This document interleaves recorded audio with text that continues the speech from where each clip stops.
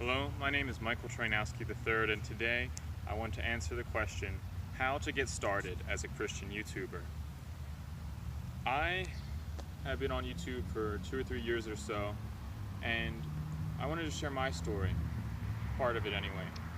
I started off, I really wanted to make videos to encourage people, and I was really thinking back on it. My experience is very much related to what Moses is told in the book of Exodus chapter 4. Moses answered and said in verse 1, "But behold, they will not believe me, nor hearken unto my voice, for they will say, The Lord hath not appeared unto thee. And the Lord said unto him, What is in thine hand? And he said, A rod." So, a rod is just a shepherd's staff, a stick. And he tells him about how many miracles he can perform with this stick. And he says, "Behold," he says, "put now thy hand into thy bosom," and he talks about how many miracles he can perform with just his hand. So most of us anyway, have hands, and we all have access to sticks. They are very simple things. But God says that he will work miracles with these things if we just take them and labor to use them for his glory. So my situation was, I had a Samsung Galaxy Note 4, which at the time, even when I started months or even years ago, it was not the newest of phones, but it was what I had. So I put it up.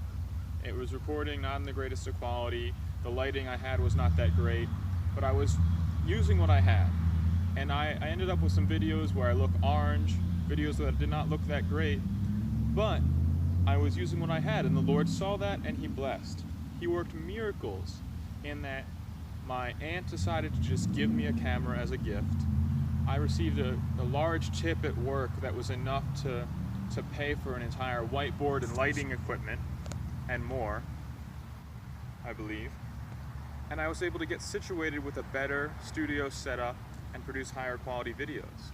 But this principle of doing something with what you have in your hand, and then doing something better next, and then doing something better, because God cannot bless us when we are idle.